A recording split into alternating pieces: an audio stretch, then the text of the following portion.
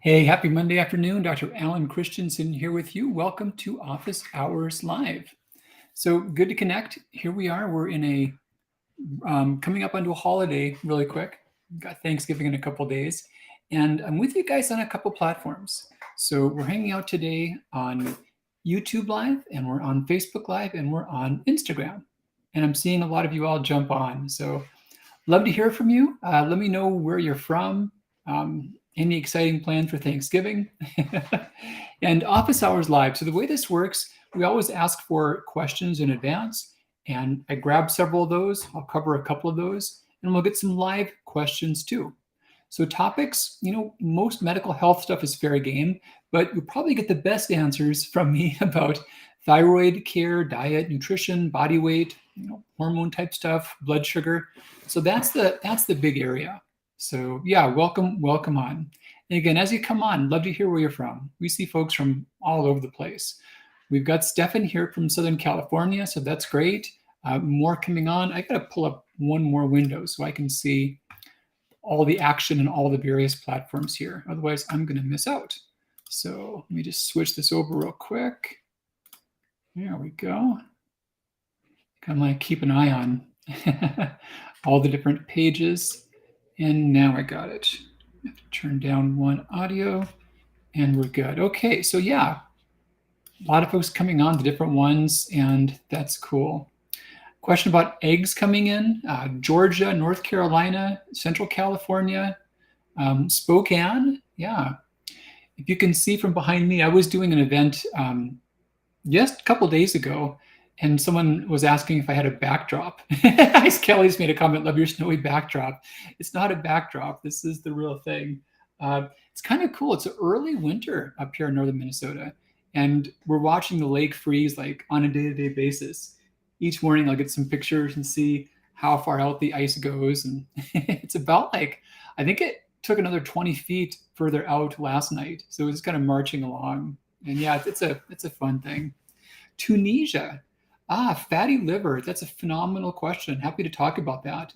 If you want to put more detailed questions about fatty liver, happy to address those. But short answer is that was pretty much the focus of the metabolism reset diet.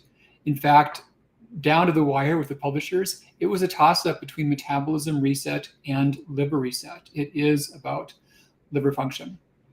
And we got from New York, welcome. I think you had one of our questions that was sent in from before too. Got a lot of good questions sent in. Another was Central California. Adrenal fatigue, question on that one. Let's talk about that. Totally cool. So Kieran's in the other room, you guys. I was told that I could grow my facial hair out for a couple more weeks, but I'm at a conference in the first week of December, and she said I've got to shave it off before then. Now, I haven't had an actual beard for probably like 20 years, and I just want to see what it looks like. I want to see what color is. Here's the thing, you ladies, there's like no limit of the things you can do to like change your hair and change your makeup. You can do a lot of stuff different. For guys, especially guys with short hair, there's not a whole lot. So we should be able to play around with the facial hair every now and then. So what I want to hear from you guys is like a thumbs up or just a thumbs down as far as going further with it. And maybe if there's a lot of thumbs up, I might be able to keep it a little bit longer. We'll see. So yeah, I'm going to get some scruff and we'll see how long it gets in the next few weeks. I'm busted. Totally busted. I was just asking, honey. That's not funny. So she's not a fan of the facial hair at all. And that's why I haven't had a beard for about 20 years. 26 years, something like that. Okay. Hey, there's some thumbs up coming in. I'll watch for more of those.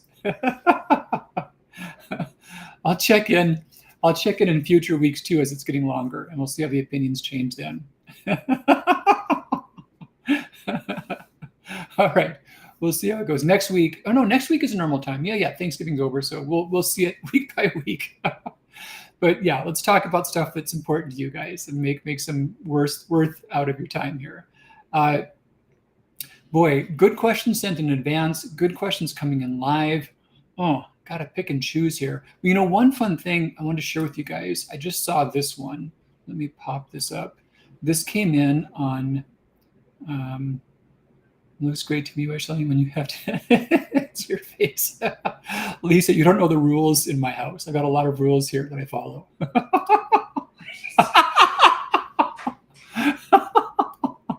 Okay, let's get back on track.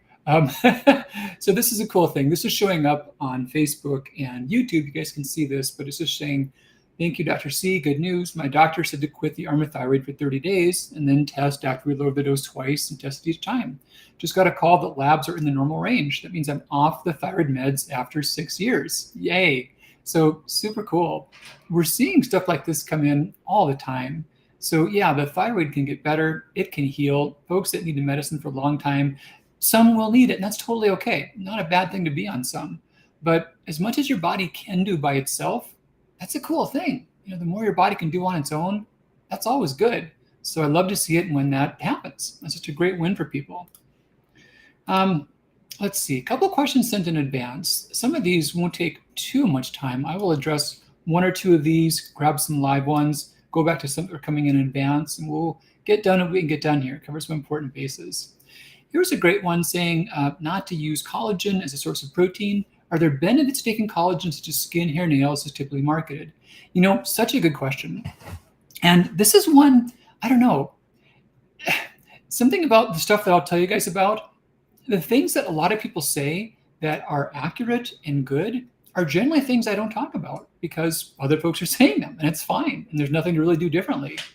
So the things that I do want to tell you, though, are things that you might not hear otherwise in the natural medicine world. And the argument about collagen is that you take collagen and it gives your body more collagen, and it seems really intuitive.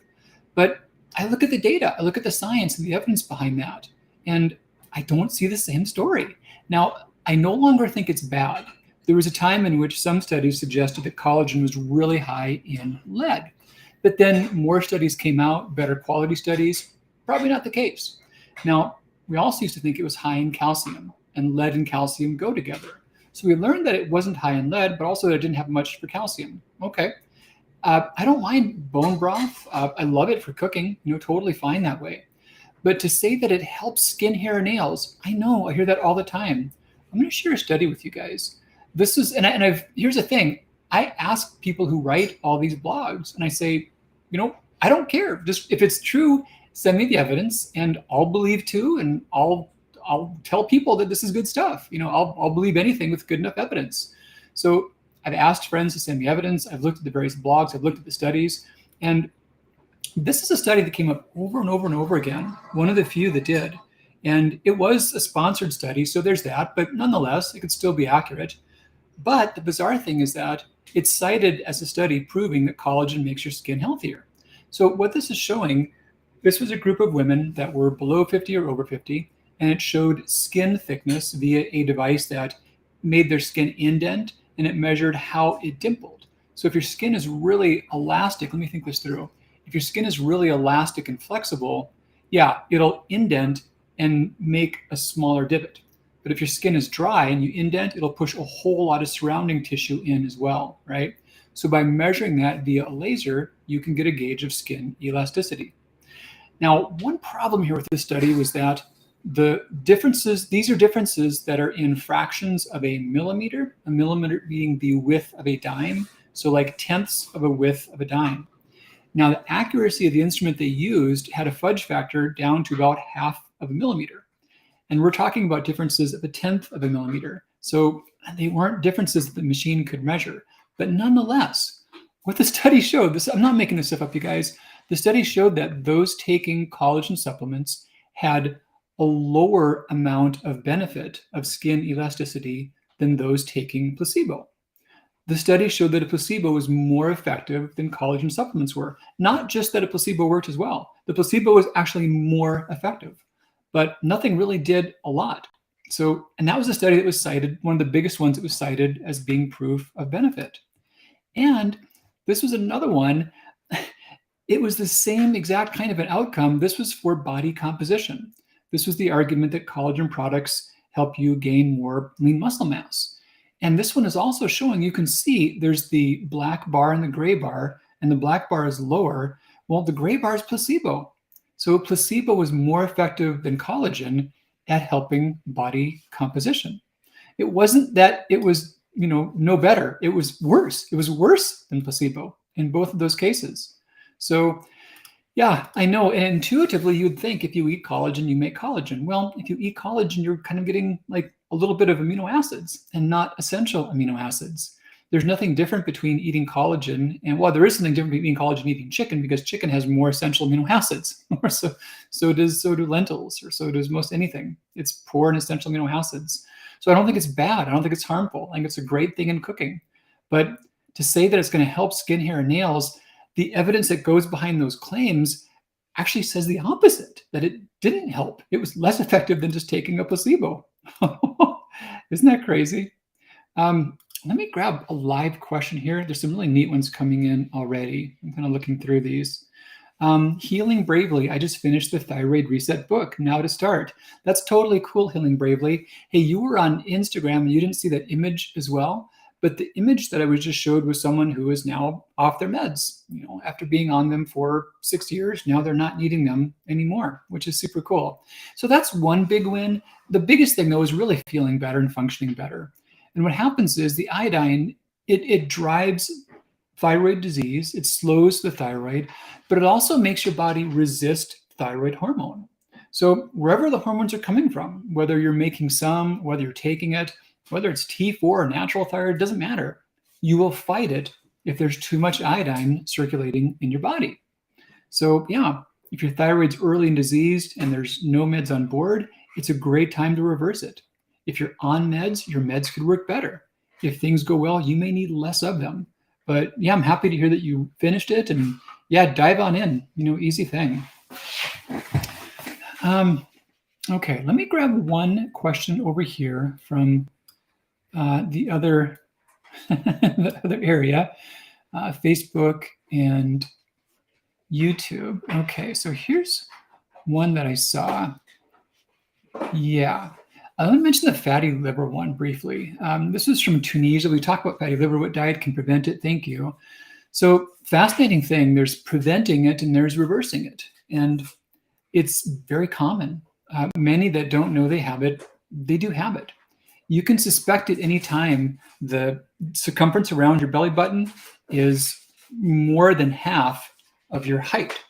So, whatever units, like for example, for inches, if a woman's 5 feet tall, she's 60 inches. If her belly button circumference was 30 inches, that would be half. That would be a risk for fatty liver. That would suggest she may have that. Now, other tests can show it, like blood markers or ultrasound or even biopsies, but it's very common and a lot of folks have it.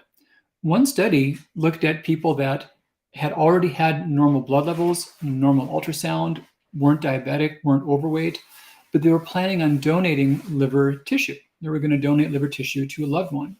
And because of that, they needed the most thorough screening of their liver health, and that included biopsy. So when people that had no sign of liver problems were given the most thorough test for fatty liver, they found that 40.2% of them had fatty liver. So yeah, people that had no suspicious signs of fatty liver, when they were checked by the most thorough means, 40% of them had it. So it's crazy, crazy common. So you asked about preventing it. Now, in most cases, when someone is having weight struggles or early blood sugar problems, they probably have it at early stages. The idea is that the liver itself builds up too much triglyceride, and there's a vicious cycle to where the triglycerides make it unable to break down triglycerides, and more of them form. And yeah, this is how fatty liver gets going. Reversing that was my whole focus of the metabolism reset diet. 20-day program, it's in the book. There's also a version of that online on a Facebook group. You can find a lot of that for free there. And straightforward thing. We just had another comment from someone who was saying how they were down several inches. You had a few questions, but yeah, we see just daily comments of reversing liver disease, waist loss, health improvements. But that's the answer to that one, the metabolism reset. It's a 28-day process, and most can not just prevent, but really reverse fatty liver, even if it is present. So pretty cool thing. So questions, I'm jumping around. Hey, Joanne's with us. Good afternoon, Joanne. Afternoon, good early evening, probably afternoon still. Yeah. Good to see you today. Jerry's asking about Hashimoto's. 2 GI maps 6 months apart. Oop, questions moving fast. I gotta watch this one. Cleaned up gut infections, was on AIP. Antivitamin more than doubled in a second. Jerry, yeah, I think you're working up to a question in there, but I want to give you some feedback of what you've said so far. So you've got Hashimoto's and you're doing things for your intestinal tract to help that. That's super popular. Those are very common approaches in functional medicine. And about 15 years ago, there was a lot of talk about how autoimmune disease might start by leaky gut.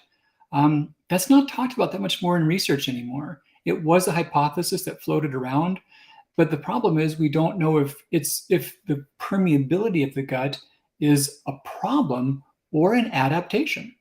It might be the body trying to do things on purpose. There's really the whole model about if you could heal leaky gut, you could heal autoimmunity. There are people that do that and get better, but the question is, did that cause it? And so far, the theory's not panning out as much. Now, another quick thought, AIP, so the autoimmune paleo diet, same thing. It's helped people in various ways. There was a large study done on it, and they tracked the results of the AIP diet on thyroid antibodies and thyroid levels. This was a group of, I believe, 14 or 16 women that were tracked, and it didn't change their levels. It didn't change their thyroid antibodies. It didn't change their thyroid levels at all. So yeah. Now, on the other hand, the approach that I mentioned in the thyroid reset diet, that's based on clinical trials showing that it reversed Hashimoto's for 78% of people. So yeah, there's really effective things you can do. And Jerry and everyone else, I don't have any bias on this stuff. You know, if the data suggested that AIP and gut healing was what worked, that's what I would have written about in the last book. But that's just not what the data tells us. So yeah, I'm not trying to be contrarian, but I just want to do what's most effective. One more bizarre thing to throw out there. You're talking about a stool culture test. With a lot of these tests, a question you have to ask is, how accurate is that data? The test you're mentioning, I've actually, in my office, had someone give a sample. We did this to see how accurate the test was. Someone gave a stool sample. Not to be gross, but we had it mixed up so it was very even, so it was like pretty well homogenized. And we divided it up and we sent it in 2 separate lab kits. Now, there's a marker called calprotectin that shows up in some of these stool cultures. Calprotectin is a marker of inflammatory bowel disease. If someone has a lot of that in their stool, they may need serious medical procedures. It's a big deal. So of this one stool sample from one person that we divided and sent to the lab in 2 different containers, one of them had a markedly dangerous elevation of calprotectin. The other one had perfectly normal calprotectin levels. It was the same piece of poop from the same person. There's just no other way to put that. Yeah, so I don't put as much weight in those tests. And yeah, just some thoughts there. But Jerry, please take a peek at the thyroid reset diet. Hashimoto's is so reversible. You may have just jumped on, but we had a story of someone that has reversed it very recently and just got off their thyroid meds after 6 years. That's very common. So we've got good evidence about that. Okay, lots of more good questions. I see the thank you for the fatty liver. You're welcome about that. You know, one more thing about office hours, when I get questions, I'd love to go deeper on the topic if I can, because I'm always balancing being helpful but not going too deep. But at the same time, when someone wants an understanding they wouldn't hear as much elsewhere, I love to talk about things in greater detail. That's a lot of fun. Okay, questions sent in advance. Let me get one more. I see a new question about adrenals that I want to mention that. Jerry, I have the book, will reread. Yeah, jump on in. Jerry, you know, quick start guide, look at the food list and you got green, yellow, red light foods, just do the green light foods. If you've been AIP, you've already cut out a lot of those foods that are yellow and red light. A couple of small things you want to take into account in addition would be sea vegetables, what type of salt you use, egg yolks, what kinds of seafood. But if you've already gone through AIP, you've cut out a bunch of it. There may not be much more to think about. There may be some things you could add back in as well. So yeah, please do check that out. Yeah, I'm gonna get one more that was sent in prior here. I'm just gonna scrolling through these real quick. That was about the collagen. This is a great one I got about hereditary goiter, causes of hereditary goiter. Someone is asking, you know, couldn't find much info on that. Well, if we knew for sure it was hereditary, that would mean that it was only genetically based. But Genes are part of that. So the genes about thyroid disease, the ones that vary and make someone more prone to get thyroid disease, are primarily genes that differ on the deiodinase enzymes. Those are the enzymes that control how iodine circulates throughout the body. So goiters are even enlargements of the whole thyroid gland, like kind of even and diffuse. What causes them? There's generally some level of genetic susceptibility that's there. And we can see some of these some combination of these other factors. One is just autoimmune thyroid disease. So having the antibodies can cause that swelling to occur. A marked elevation of the TSH. When TSH gets too high, it makes it swell. Iodine levels, extremely low or a little bit high normal. Now, the extremely low can cause goiter. And since 1980, we've had 6 documented cases in the United States of that. So not very many. That's pretty unusual for adults. But for those who are sensitive, the amounts that can cause it are really normal amounts. They're not weird amounts. You don't have to be like bathing in it. Just like a tiny bit above an average intake can be a thing for those who are sensitive. Tobacco use, alcohol use, extra body weight. These are the main things we know that contribute to goiters. Some people get them and there's not really an obvious reason why. But as many of these factors that can be identified and changed, the more likely they are to be resolved. So yeah, that's what you know about hereditary goiters and what gives rise to them. I want to grab this one. This came in from YouTube. This is from Jessica, who's with us on YouTube, and she's asking about crashed adrenals. So Jessica, you're using the lingo there, so I'm guessing you've read the Adrenal Reset Diet or familiar with it. June's salivary 4-point test was almost a flat line at the bottom of the chart.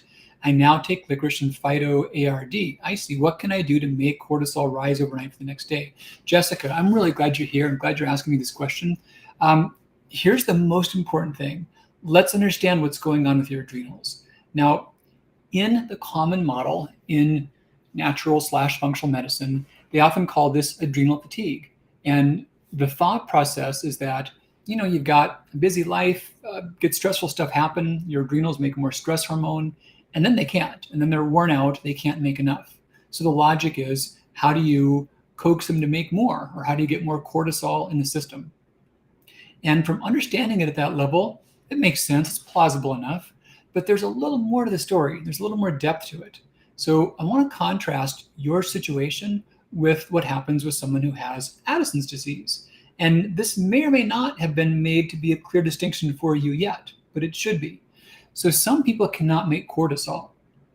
Some people, their bodies choose not to make cortisol. All the difference in the world. If your body is trying to avoid cortisol and you're choosing not to make it, you wouldn't help your body by putting more cortisol into the system. Now, on the other hand, if your body was unable to make cortisol, we can die without it. You know, it's life or death to have some. So it's a really critical distinction to make. Jessica, it's an easy distinction to make, but I find that doctors don't do it often enough. There's a signal that goes from your brain to your adrenals called ACTH, adrenal corticotrophic hormone. A lot of folks here have been aware of their thyroid, how their thyroid works, and they know about that thing called TSH, thyroid stimulating hormone. This is the exact same thing, but it's the signal from the pituitary to the adrenals, not to the thyroid. Now, if you've got some condition in which you're unable to make cortisol, you just can't do it, then ACTH levels, they go through the roof. And that's there along with that real low level of cortisol like you're talking about.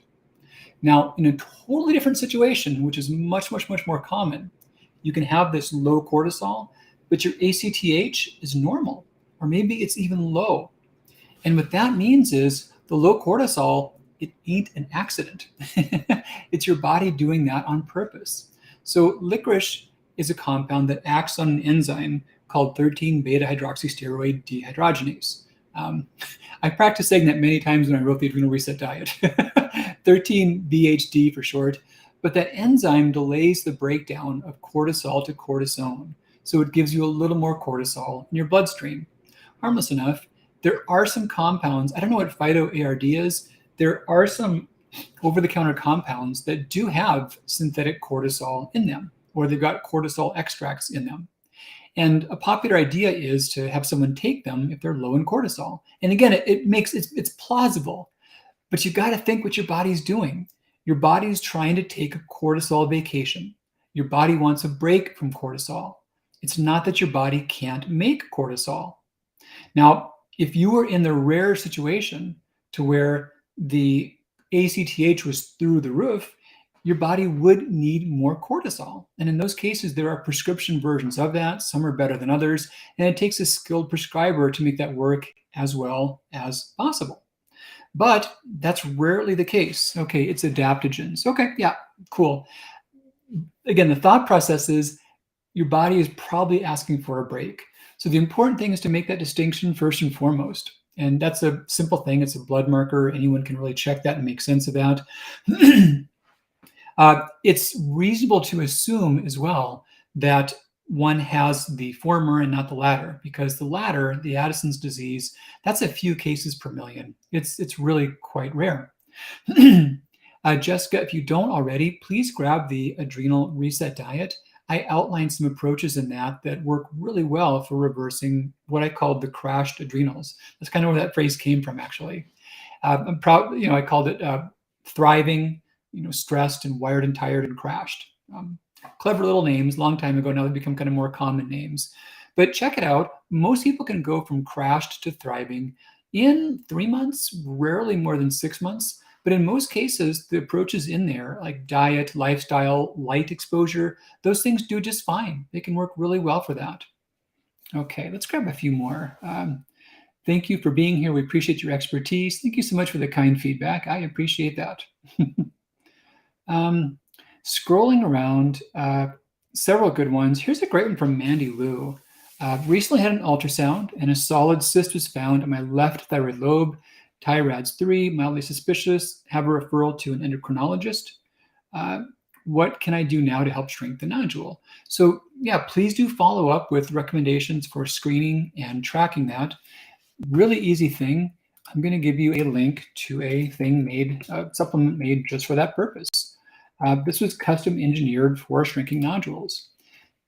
When I wrote the Thyroid Reset Diet, my focus on that was to leave no stone unturned and find every relevant human study on diet and thyroid disease and really incorporate all those into the approach. And I honestly did do that. But in going through every study on diet, I would find it would talk about foods or food compounds, and I would end up seeing studies that were talking about nutraceuticals as well. And they were just related things. And what I found was that there was a lot of nutraceuticals that were well documented to be super helpful that no one had made into supplements before. And there's many that are shown to clearly be helpful for shrinking nodules. Now, of course, nothing works 100% of the time, but the study showed that the average person could see between a 50 or an 80% reduction in nodules with safe over-the-counter compounds. So nodule control was birthed from that. There were several different studies, and the compounds that were shown to be effective included prunella, boswellia, there was a turmeric extract in one. There was also some data on small amounts of spirulina. But I basically took the human clinical trials, and these were high-quality human placebo-controlled studies. These were things to where, over placebo, they actually shrank nodules and did that with really no side effects or big complications. So yeah, that's an effective approach. Nodules can also correlate with TSH levels that are far too high. They can correlate with iodine status, and they can correlate with body weight. So those are 3 more things that are relevant. But if you take a peek at that link, that takes you straight to the nodule control product. But in the discussion of the product, I talk about those other factors too. So yeah, as you're doing your due diligence for screening and addressing it, take a look at that. There are great ways that can also help it come down and become less of a problem for you. Let's see. And actually a related question. We had one that was asked a couple times from YouTube. Tell me, doctor, the effects of CoQ10 and B12 on thyroid nodules. Help to shrink them. Yeah, so when I did the literature review on nutraceuticals and thyroid nodules, CoQ10 and B12 did not have any relevant medical literature. They're not things that are bad in any way, but there was just no data saying they affected thyroid nodules, good, bad, or sideways. So they're useful things in other contexts or things the body does need, but no drawbacks. Well, here's a great one. Kelly, I'd love to hear more about this question too. Can you have symptoms from nodules even if blood work looks normal? You sure can, Kelly. And nodules, we think about them as being what's called toxic or just non-toxic. Now, toxic is kind of odd. It means they're putting out a lot of thyroid hormone. Toxic nodules, toxic nodular goiter, multinodular goiter. So generally, they're secreting nodules in those cases. And when they're secreting nodules, to your question, you would know that on blood work because you would see hyperthyroidism. Now, nodules causing symptoms, apart from that, they can, but more so structural symptoms. So the toxic symptoms are those that associate with extra thyroid hormone, racing heart, insomnia, tremor, mood changes, and anxiety, diarrhea, menstrual irregularities, hair loss, lots of stuff, you name it. But so yeah, if the blood work was normal, we wouldn't think nodules would be contributing to symptoms like that, but they can contribute to structural symptoms. That means stuff that happens because of their physical presence. So a sensation of tightness, a constriction feeling over the throat, difficulty swallowing, changes in the voice, hoarseness, those things they can contribute to. So yes, even without there being any changes in your blood work, nodules can contribute to those structural symptoms. But barring changes in your blood work, you wouldn't expect them to correlate with hyperthyroid type symptoms. Hopefully that made sense. Let me know if it didn't totally clear it up. Lots of good ones coming in live. I want to get one or two more that were in advance. Here's a quickie. No eggs for those who are dealing with adrenal fatigue, ? I don't understand the question. In the adrenal reset diet, I did talk about those with adrenal stress avoiding common food allergens. And when I had written that, many of those often would show up as far as eggs being common allergens. So that was the closest thing I can think of. But other than that, I don't know what you're referring to. If you want to clarify, I'll do my best to make sense of it. Okay, so another that was sent in advance. Let me grab this one here. There's two that I wanted to get to still. Well, three. Here's a quickie. How does MTHFR mutation affect thyroid? Yeah, basically the variations of MTHFR are pretty much universal in those that have abnormal thyroid function. I ran the numbers at one point, and when you mapped it all together, it was like just shy of 100%, like within a few tenths of a point. So if you've got thyroid disease, you can test, but you can assume you have MTHFR abnormalities. So what do you have to do about that? Well, not always as much as you might think. You do want to avoid synthetic folic acid. That'll show up in some poor quality multis, or it'll show up in some processed foods or other vitamins. I'm not talking about folate, not talking about folinic acid, not talking about methylfolate, but folic acid. You do want to really avoid that. That's your main action step. And then you want to get adequate amounts of healthy folates in your diet. The best food sources, nuts and seeds, whole grains, beans, legumes, lots of rich food sources of that. But those are the main big action steps. This can also affect methylation of other B vitamins. So those are the MTHFR problems. Many find they do better without megadoses of B vitamins. And that's why in the Thyroid Daily, I use full amounts of the B vitamins, but not doses above the daily requirements. I don't add extra amounts. So I'm going to put a link up here about that. Yeah, this is in the Daily Reset bundle. This is like the main micronutrient support for those with thyroid disease. And I would argue that, yeah, you don't want synthetic B vitamins. And by synthetic, I don't mean synthesized. I mean chemically different from what's found in food. That's the big distinction. So that's true for folic acid. That's true for cyanocobalamin. That's true for pyridoxine, HCl, the synthetic B6. Yeah, important to avoid those synthetic forms and also have amounts that are reasonable. Okay, one or two more that were sent in advance. Jody had one, and Jody, yeah, I hope you're going to hear this one. If someone has low urinary iodine, how would you recommend fixing the problem?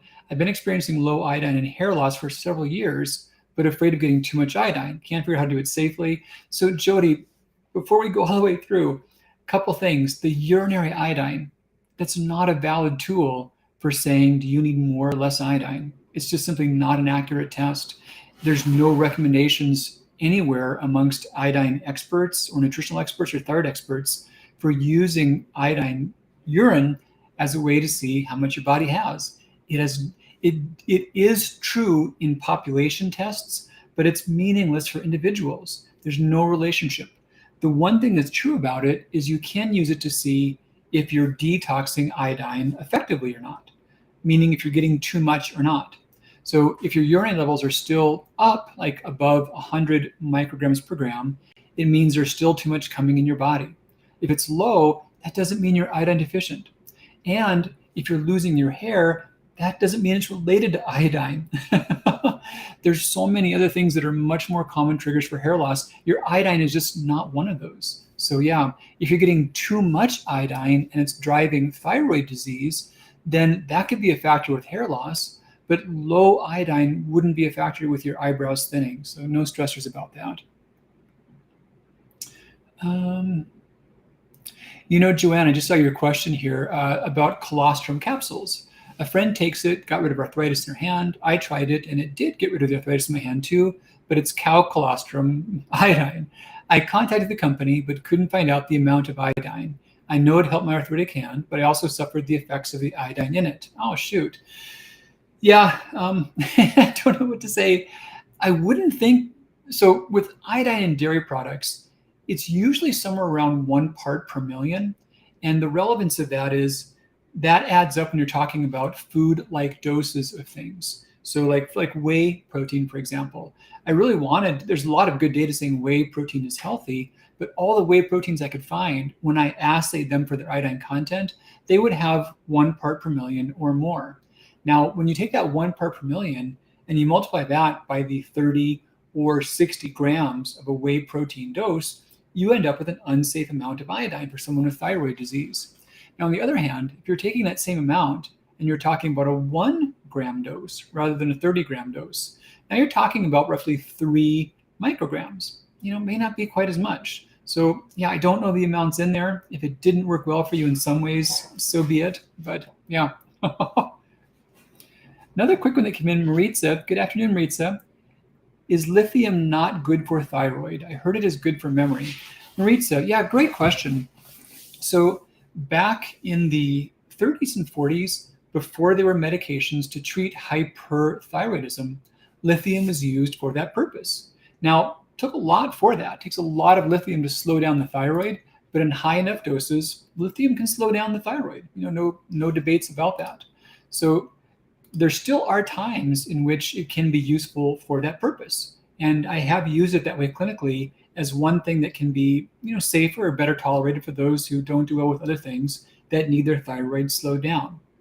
Now, it's talked about it as a memory aid. It's also been called a nootropic, like a mind-enhancing substance. And the kernel of truth is that there may be some that's used in various ways in the body. But the amounts that we use are very microscopic. And even then, the amounts that are given in supplements, in non-prescription supplements, are quite small. I wouldn't expect it to be a benefit for the memory. I did see many play with it that way. Some who are big fans of it even went by the wayside in those circles. So it's not really popular for any purpose anymore. Having said that, the non-prescription versions of lithium aren't enough to be harmful for the thyroid. The prescription forms they can definitely slow the thyroid, but the over-the-counter ones are generally just a few milligrams or micrograms. So it wouldn't really hurt your thyroid, but I also wouldn't predict it would help for memory. Biggest single thing to do in terms of benefiting memory really is just maxing out aerobic training. There's so much evidence on that. Really, for cognitive function, I would put that above anything else. Whatever you're doing right now for aerobic activity, if you're already at a full amount of somewhere around an hour, hour and a half a day, there's probably not much more to be gained. But if you're less than that, simply taking what you're doing now and gently expanding onto it, that would be the most bang for your buck by far for helping cognitive function. There's so much good evidence about that. Okay, let me grab definitely one more that was sent in advance. I think I did see her come on and she had a very detailed question I wanted to cover. Asking about bariatric surgery 4 years ago, now diagnosed with Graves, treated with methimazole. And the upshot of the question is is she better off being treated with medicines to slow the thyroid, such as methimazole, or with radioactive iodine to slow it down in terms of weight control and body weight?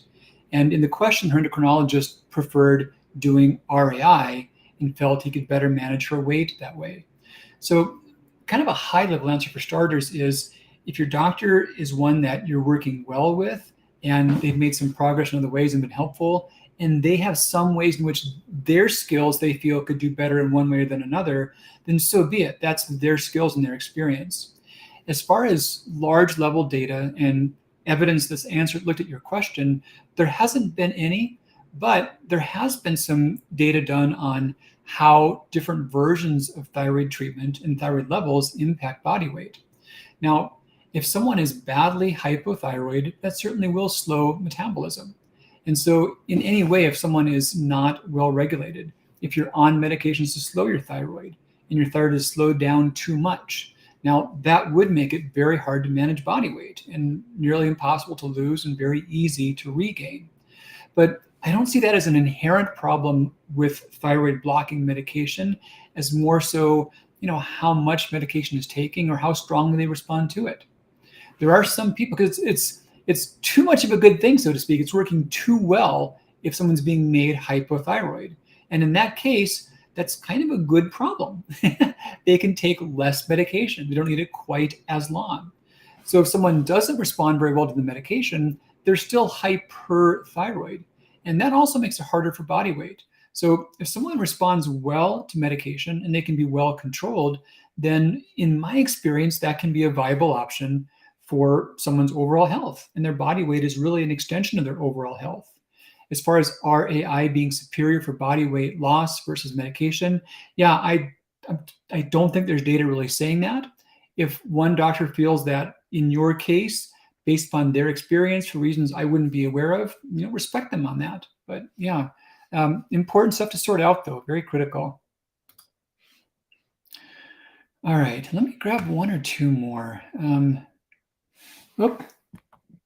Okay, so it looks like I just timed out on Instagram.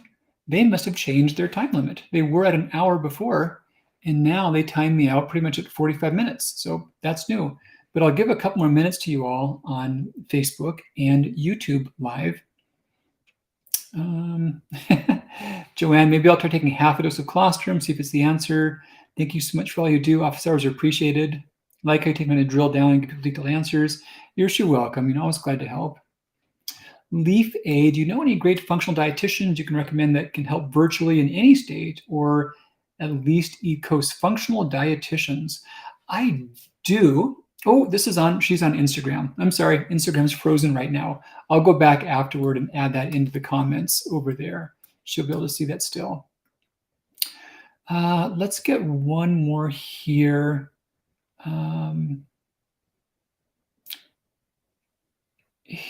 Yeah, I'm just looking through. I think I covered the bulk of these. One on dermatographism. I don't have a lot of knowledge what might cause it. It could be due to autoimmune thyroid disease. Dermatographia. I have seen data saying that there's a correlation, meaning that if you've got autoimmune thyroid disease, there's a greater risk for dermatographia. But someone just asked me another dermatologic question not that long ago, and I'll be the first to say, I don't know. I'm aware of it. I was trained on it. I know what it looks like, but as far as detailed causes or treatments, nope. I'm just going to be blank on that. So I'm not going to make things up. All right, so we covered the bulk of that today. I'm seeing some thanks roll in. Happy to be with you guys. So happy Thanksgiving coming up really soon. We're gonna cook in the morning and go visit my folks in their nursing home and bring them Thanksgiving and hang out, and then come back and see some other friends afterward briefly. Our son will be with us. That's going to be exciting just to see him again now, and yeah, it'll be a lot of fun. Hope you have a great Thanksgiving as well, and get good food and time with loved ones, and yeah, lots of good things. I'll see you guys back next week, next Monday. A little more scruff on here. We'll see how that's coming along. In the meantime, take great care of yourself.